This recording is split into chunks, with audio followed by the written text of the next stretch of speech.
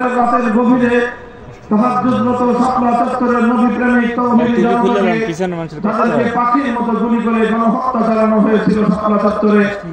স্মরণ করছি 2015-16 সালে বাংলাদেশের নির্বাচনের বিরুদ্ধে প্রতিবাদ করতে গিয়ে প্রাণ হারিয়েছেন বিরোধী মত এবং পথের যে সকল নেতা কর্মীরা। স্মরণ করছি মরহুম আল্লামা সাঈদী রহমতুল্লাহি আলাইহির বিরুদ্ধে একটি প্রহসনের রায় ঘোষণার প্রেক্ষিতে বাংলাদেশের কোরআন প্রেমিক তৌহিদি জনতার বিক্ষুব্ধ প্রতিবাদে গুলি করে হত্যা করা হয়েছিল যেই শতাধিক বীর শহীদদেরকে। স্মরণ করছি 2021 সালে মোদী বিরোধী আন্দোলনে শাহাদাত বরণকারী হেফাজতে ইসলামের 26 জন নেতা কর্মীকে। স্মরণ করছি সর্বশেষ জুলাই আগস্ট 2024-এর বিপ্লবে শাহাদাত বরণকারী 2 সহস্রাধিক বাংলার দামাল সন্তানদেরকে, যাদের ত্যাগ, কোরবানি এবং শাহাদাতের রক্তের বিনিময়ে বাংলাদেশ ফ্যাসিবাদ মুক্ত হয়েছে এবং বাংলাদেশ নতুনভাবে তার স্বাধীনতা ফিরে পেয়েছে এবং বাংলাদেশে ইসলামী বিপ্লবের পরিবেশ তৈরি হয়েছে।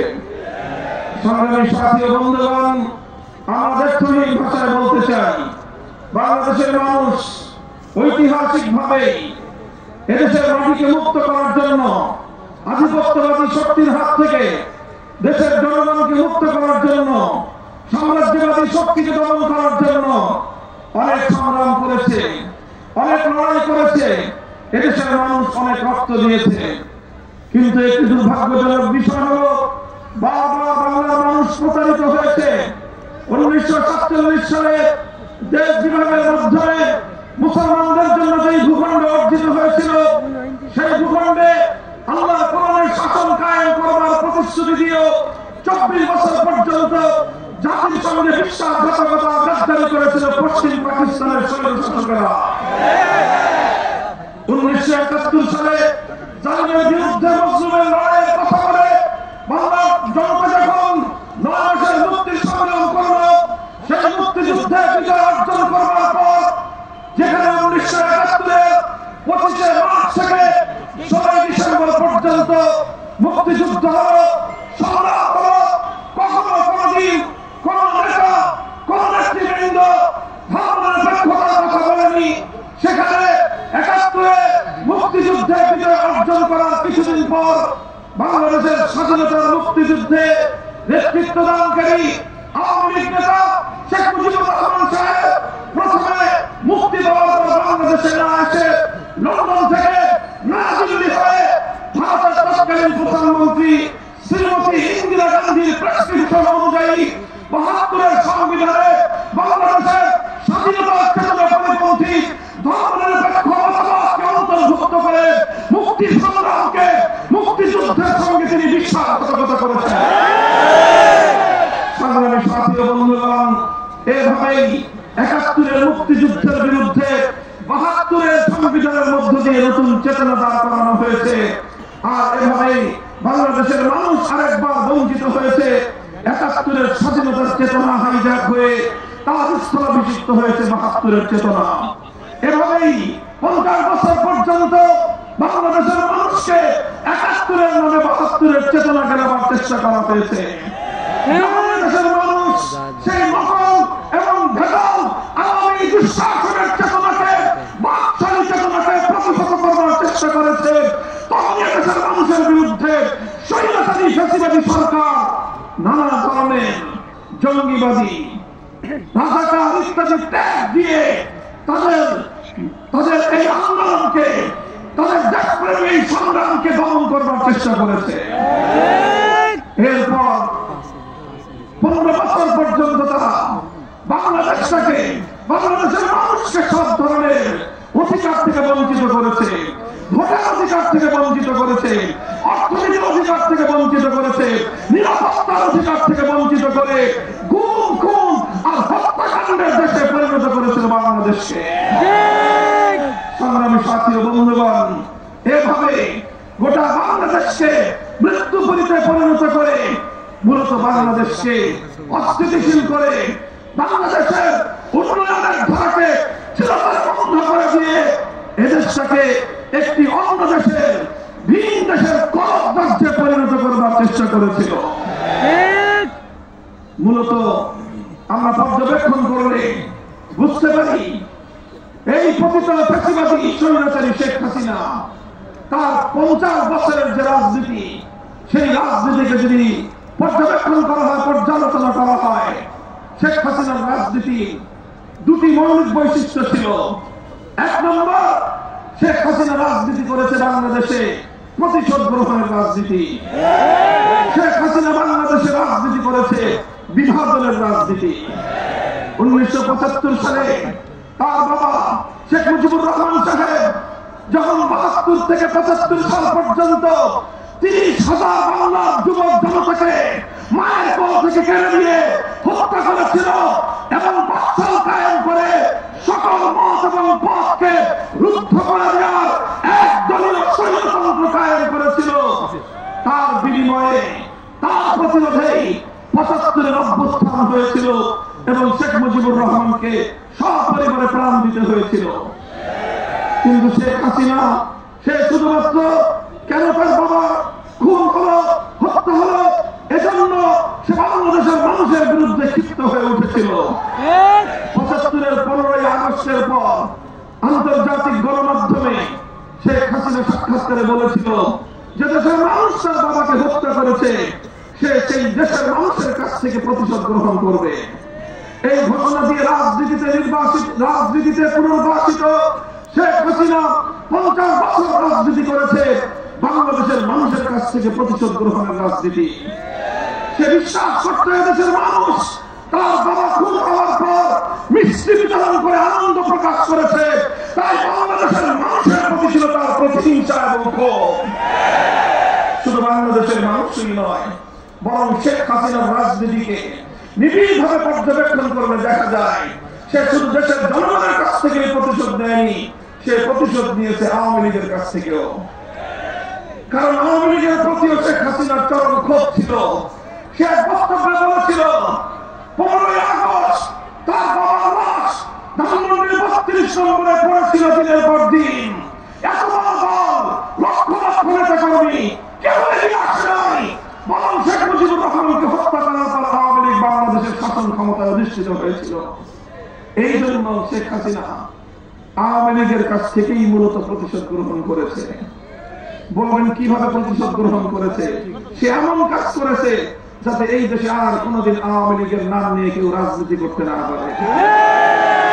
আপনি লক্ষ্য করে দেখেন, বাংলাদেশের রাজনীতি যদি আপনারা পর্যবেক্ষণ করেন, অনেক দল, অনেক শাসন জনগণের আন্দোলনের মুখে ক্ষমতা ছাড়তে বাধ্য হয়েছে। 1990 সালে গণ অভ্যুত্থানের মুখে ক্ষমতা ছেড়েছিল হোসেন মোহাম্মদের শাহ, কিন্তু দেশ ছেড়ে পালিয়ে যায় না, কারাগারে বন্দিত্ব পালন করেছে। 5 বছর পর্যন্ত অন্ধকার কারা প্রকাশ্যে দিন গুজরান করেছে, কিন্তু দলের নেতা কর্মীদেরকে ছেড়ে দেশ ছেড়ে পালিয়ে যায় না। বেগম খালেদা জিয়া একবার 96 সালে তার পতন ঘটেছে, আরেকবার 2006 সালে তার পতন ঘটেছে।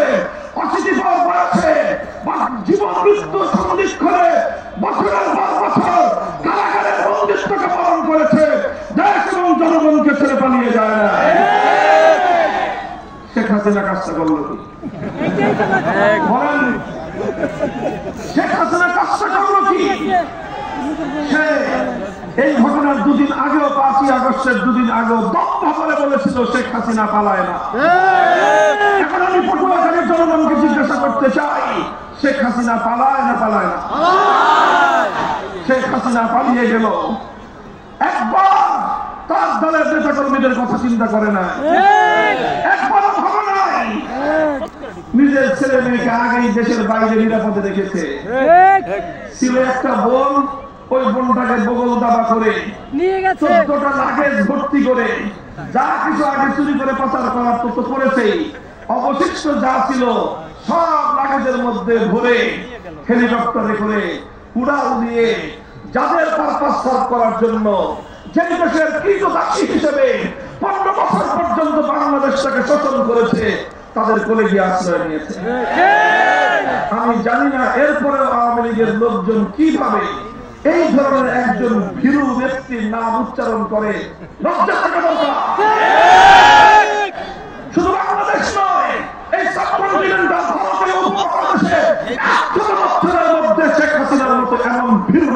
কোন নেতার অস্তিত্ব খুঁজে পাওয়া যাবে না।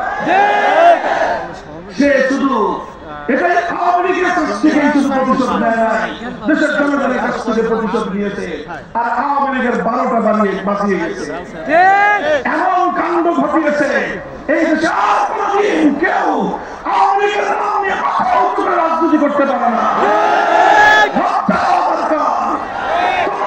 যদি জনগণকে ভালোবাসতো, দলকে ভালোবাসতো, দলের নেতা কর্মীদেরকে যদি ভালোবাসতো, হোসেন মোহাম্মদের শাহ বেগম খালেদা জিয়ার মতো অন্তত কারণ করত, দেশ থেকে পালিয়ে যেত না। আল্লাহু আকবার, আল্লাহু আকবার।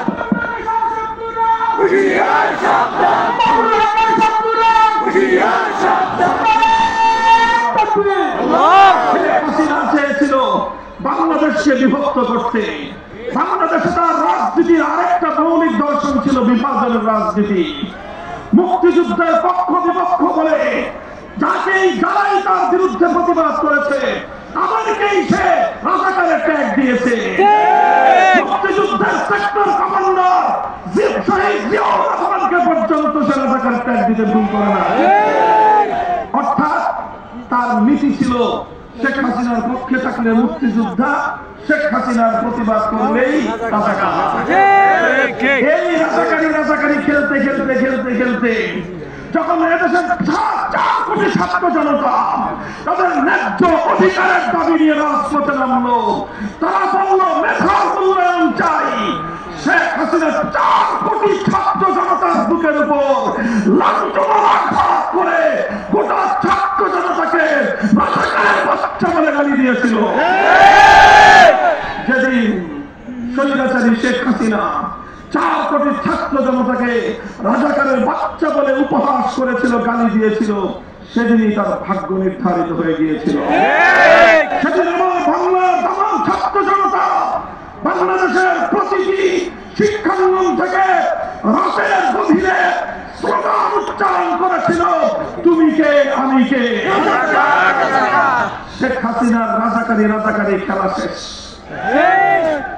এদেশের মানুষ তখন তারা বলল, ছাত্ররা বলল, অধিকার চাইতে গেলে যদি রাজাকার হওয়া লাগে, দেশের উন্নয়নের কথা বললে যদি রাজাকার হওয়া লাগে, ফ্যাসিবাদের বিরুদ্ধে কথা বললে যদি রাজাকার হওয়া লাগে, যদি ভারতীয় আধিপত্যবাদের বিরুদ্ধে সংগ্রাম করলে যদি রাজাকার হওয়া লাগে, দেশকে ভালোবাসলে যদি রাজাকার হওয়া লাগে, তাহলে গোটা বাংলাদেশ রাজাকার।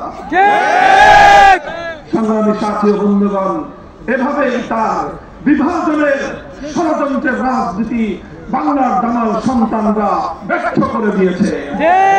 সংগ্রামী সাথী ও বন্ধুগণ, 47 সাল 71-এর বিজয়ের সেই তিক্ত অভিজ্ঞতা থেকে আজ আমি বলতে চাই, অতীতের বিজয়গুলোকে বারবার ষড়যন্ত্রকারীরা চিন্তাই করেছে, বিজয়ের লক্ষ্য এবং উদ্দেশ্য ব্যাহত হয়েছে। সুতরাং 24 আগস্টের বিপ্লবের সেনানায়কদেরকে বলি, এবারে বিপ্লব ব্যর্থ হতে দেওয়া যাবে না। বৈষম্য বিরোধী ছাত্র নেতৃবৃন্দকে ধন্যবাদ জানাই। তোমরা সোচ্চার ছিলে, সোচ্চার আছো। আমি আহ্বান জানাবো, আগামী দিনেও দেশ এবং জাতীয় স্বার্থ তোমরা সোচ্চার থাকবে। এদেশের ইসলামী সংগঠনগুলো তোমাদের সাথে থাকবে, এদেশের আলেম সমাজ তোমাদেরকে সহযোগিতা করবে, এদেশের ছাত্র জনতা তোমাদের সাথে আছে। শেখ হাসিনার ষড়যন্ত্রের রাজনীতিকে ব্যর্থ করে দিয়ে জুলাই এবং আগস্টে বাংলাদেশের ছাত্র জনতার নেতৃত্বে অভূতপূর্ব ঐক্য গড়ে উঠেছিল। আপনারা দেখেছেন প্রতিটি জেলায় জেলায়, প্রতিটি রাজপথে, স্কুল, কলেজ, ইউনিভার্সিটি, আলিয়া মাদ্রাসা, কওমি মাদ্রাসার সব ছাত্ররা হাতে হাত দিয়ে ফ্যাসিবাদের মোকাবেলায় রাজপথে দাঁড়িয়ে গিয়েছিল। আর এই বিপ্লবের অন্যতম আরেকটি বৈশিষ্ট্য ছিল, রাজপথে আমরা দেখেছি আমাদের এই সিংহ শার্দুল সন্তানেরা বিপ্লব করছে, সংগ্রাম করছে, স্লোগানে স্লোগানে রাজপথ তারা উত্তপ্ত করে তুলছে। যখনই নামাজের সময় হয়ে যায়, সঙ্গে সঙ্গে ছাত্ররা আল্লাহু আকবার আযানের ধ্বনি দিয়ে পিছ ছাড়া রাজপথকে যায় নামাজ বানিয়ে আল্লাহর দরবারে সিজদায় লুটিয়ে পড়ে। এরপরে তারা আল্লাহর দরবারে দুহাত তুলে ফরিয়াদ জানিয়ে সাহায্য কামনা করেছে। আমার আল্লাহ সাহায্য করেছেন, 5ই আগস্টের বিপ্লব সাধিত হয়েছে। কাজেই 5ই আগস্টের বিপ্লব পরবর্তী বাংলাদেশে দাঁড়িয়ে ব্যর্থহীন ভাষায় বলতে চাই, দেশ থেকে পালিয়ে গিয়ে বাংলাদেশের স্বার্থ বিরোধী আরেকটি দেশে তোমরা ঘাপটি মেরে বসে থেকে বাংলাদেশের বিরুদ্ধে ষড়যন্ত্রের জাল বুনবার চেষ্টা করছো। ইনশাআল্লাহ বাংলার মানুষ ঐক্যবদ্ধভাবে তোমাদের ষড়যন্ত্রকে নস্যাৎ করে দেবে। আমি আমাদের পার্শ্ববর্তী, আমাদের প্রতিবেশী দেশ ভারতের বাংলাদেশ নীতির চরম সমালোচনা করছি, নিন্দা জানাচ্ছি। আপনারা 15টা বছর সম্পর্ক করেছেন আওয়ামী লীগের সাথে, সম্পর্ক করেছেন শেখ হাসিনার সাথে, আর শেখ হাসিনাকে সমর্থন করতে গিয়ে বাংলাদেশের মানুষের উপর আপনারা সীমাহীন অন্যায়, অবিচার, জুলুম করেছেন। প্রতিটি ক্ষেত্রে বাংলার মানুষকে তাদের ন্যায্য অধিকার থেকে বঞ্চিত করেছেন। বাংলাদেশের মানুষের ভোটাধিকারকে হরণ করেছেন। আন্তর্জাতিক বিশ্বে বাংলাদেশের মানুষ যেন তাদের ন্যায্য দাবি আদায় করতে না পারে, ভারত রাষ্ট্র তার পথে অন্তরায় হয়ে দাঁড়িয়েছে। এখন ভারতকে তার মাসুল গুনতে হবে। ইতিপূর্বে শ্রীলঙ্কা থেকে বিতাড়িত হয়েছেন, নেপাল থেকে বিতাড়িত হয়েছেন, এমনকি মালদ্বীপ থেকে আপনারা বঞ্চিত, বিতাড়িত, লাঞ্ছিত, লাঠি খেয়েছেন। সর্বশেষ ছিল হারানো ধন, হারানো মানিক বাংলাদেশে আপনার কৃতদাসী শেখ হাসিনাকে দিয়ে মনে করেছিলেন অনন্তকালের জন্য বাংলাদেশকে লুটে পুটে খাবেন। এই কৃতদাসীকে বাংলার মানুষ তার মনিবের ঘরে পাঠিয়ে দিয়েছে। আগামী দিনে আপনারা বাংলাদেশ নীতি পরিবর্তন করুন, আমার দেশের সঙ্গে সম্মানজনক আচরণ করবেন, আমাদের সঙ্গে সৌজন্যতা রক্ষা করে আপনাদের পররাষ্ট্রনীতিকে নির্ধারণ করবেন। আর যদি আমাদের বাংলাদেশের উপর আবার আধিপত্য চালাবার চেষ্টা করেন, 18 কোটি জনতা একসঙ্গে আপনাদের বিরুদ্ধে রুখে দাঁড়াবে। অন্তর্বর্তীকালীন সরকারকে ধন্যবাদ জানাই। ভারতীয় আধিপত্যবাদের বিরুদ্ধে জাতীয় ঐক্য গড়ে তুলবার জন্য ঐতিহাসিক পদক্ষেপ গ্রহণ করেছে। সকল ধর্মমত, হিন্দু, বৌদ্ধ, খ্রিস্টান, মুসলমান, সব ধর্মের ধর্মীয় গুরুদেরকে নিয়ে ঐক্য গড়ে তুলেছেন। সকল রাজনৈতিক দলগুলোকে ডেকে ঐক্যবদ্ধ করেছেন। বাংলাদেশের প্রশ্নে আমরা দেখিয়ে দিয়েছি আমাদের মধ্যে রাজনৈতিক বিরোধ থাকতে পারে, দেশপ্রেমের প্রশ্নে আমরা অভিন্ন এবং ঐক্যবদ্ধ। তবে সেই সঙ্গে আমরা আরেকটা কথা বলতে চাই, ভারতীয় আধিপত্যবাদকে বাংলাদেশে শুধুমাত্র একটি আন্দোলনের মাধ্যমে রুখে দেওয়া সম্ভব নয়, বরং ভারতীয় আধিপত্যের প্রতিটি ছিদ্রপথকে চিরদিনের জন্য বন্ধ করে দিতে হবে। বাংলাদেশে ভারতীয় আধিপত্যবাদের বিরুদ্ধে যে সকল প্রতিরোধ দুহগুলো রয়েছে সেগুলোকে শক্তিশালী করতে হবে, পুনর্নির্মাণ করতে হবে। সংবিধানে বিসমিল্লাহির রহমানির রহিম অন্তর্ভুক্ত রয়েছে। খবরদার এই বিসমিল্লাহর দিকে কেউ যেন রক্তচক্ষু দিয়ে তাকাবার চেষ্টা না করে। সংবিধানে, বাংলাদেশের সংবিধানে আল্লাহর উপর অবিচল আস্থা এবং বিশ্বাসের যে কথা ছিল সেটাকে আবার অন্তর্ভুক্ত করতে হবে। বাংলাদেশে রাষ্ট্র ধর্ম ইসলাম রয়েছে। অনেকে বলে রাষ্ট্র কি ধর্ম পালন করে, রাষ্ট্রের আবার ধর্মের দরকারটা কি? আমরা তাদেরকে সবিনয়ে জিজ্ঞাসা করতে চাই, রাষ্ট্র কি কথা বলে? রাষ্ট্রের ভাষার দরকার ছিল কি? 52 সালে আমার ভাইয়েরা বুকের রক্ত দিয়ে রাষ্ট্র ভাষা বাংলাকে রক্ষা করেছিল। রাষ্ট্র কথাও বলে না, রাষ্ট্র নামাজও পড়ে না। রাষ্ট্র কথা না বললে যদি ভাষার দরকার হয়, নামাজ না বললেও রাষ্ট্রের ধর্মের প্রয়োজন রয়েছে। তবে যেই যুক্তিতে বাংলা ভাষা রাষ্ট্র ভাষা হয়েছে, একই যুক্তিতে ইসলাম বাংলাদেশের রাষ্ট্র ধর্ম হয়েছে। যদি রাষ্ট্র ধর্ম ইসলামের ব্যাপারে কোন ধরনের বিকল্প চিন্তা করা হয়, গোটা বাংলাদেশে বিদ্রোহের আগুন উঠবে, বিদ্রোহের আগুন জ্বলবে।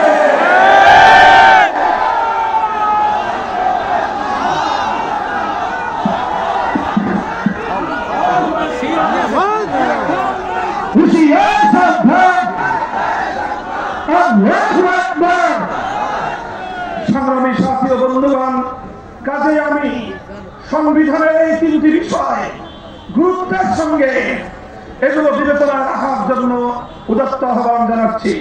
চতুর্থ বিষয় হলো, বাংলাদেশের মানুষ কখনোই রাষ্ট্র রাজনীতি কোন জায়গায় ধর্মনিরপেক্ষ মতবাদকে মনোপ্রাণে মেনে নেয়নি। ভারতীয় আধিপত্যবাদের সূত্র ধরে ৭২ সালে ভারতের প্রধানমন্ত্রী প্রেসক্রিপশনে ভারতের সংবিধানের মূল নীতিগুলোকে বাংলাদেশের সংবিধানের মূল নীতি বানিয়ে স্বাধীন বাংলাদেশকে ভারত মাতার চরণ তলে বলি দেওয়ার ব্যবস্থা করা হয়েছিল। সেই ধর্মনিরপেক্ষ মতবাদ সংবিধান থেকে উৎখাত করে শহীদ প্রেসিডেন্ট জিয়াউর রহমান সাহেব সংবিধানে আল্লাহর উপর অবিচল আস্থা এবং বিশ্বাস অন্তর্ভুক্ত করেছিলেন। এখন দেখি বিএনপির কিছু লোক আবার এটার জন্য মায়া কান্না কাঁদে। তোমরা কোন বিএনপি করো? জিয়াউর রহমান সাহেবের বিএনপি না অন্য কোন বিএনপি করো? আগে নিজেদের পরিচয়কে নির্ধারণ করো। কাজেই সংবিধানে আল্লাহর উপর অবিচল আস্থা এবং বিশ্বাস এখানে আবার পুরো অন্তর্ভুক্ত করতে হবে। যেই ধর্মনিরপেক্ষ মতবাদ ভারত থেকে আমদানি করা হয়েছিল, ভারতীয় কৃতিদাসীকে যেভাবে ভারতে পাচার করা হয়েছে, তার মূল নীতি ধর্মনিরপেক্ষ মতবাদ নয়াদিল্লিতে আবার পাঠিয়ে দিতে হবে। বাংলাদেশের সংবিধানে ধর্মনিরপেক্ষ মতবাদ থাকতে পারে না, থাকতে দেওয়া হবে না।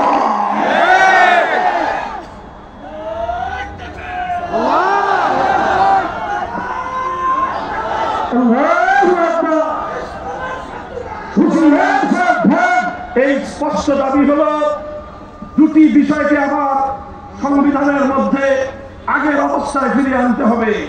একটি হলো আল্লাহর উপর অবিচল আস্থা এবং বিশ্বাস ফিরিয়ে আনতে হবে। ধর্মনিরপেক্ষ মতবাদ এটাকে সংবিধান থেকে বাতিল করতে হবে।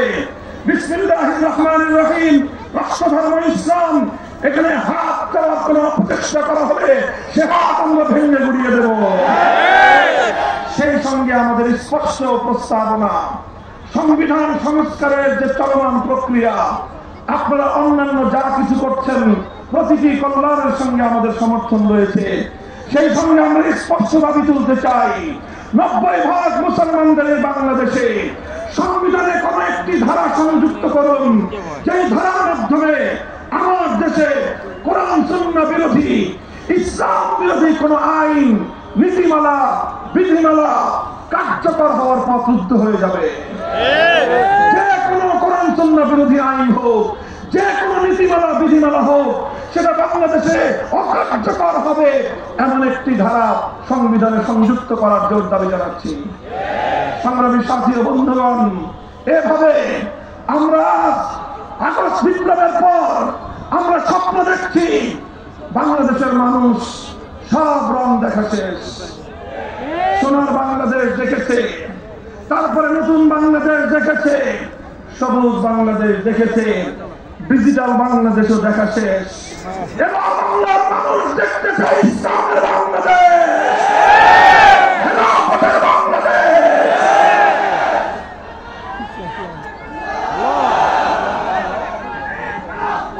ইসলামী খেলাফত আজাদের বাংলাদেশ, ইসলামের বাংলাদেশ, বীর বাংলাদেশ।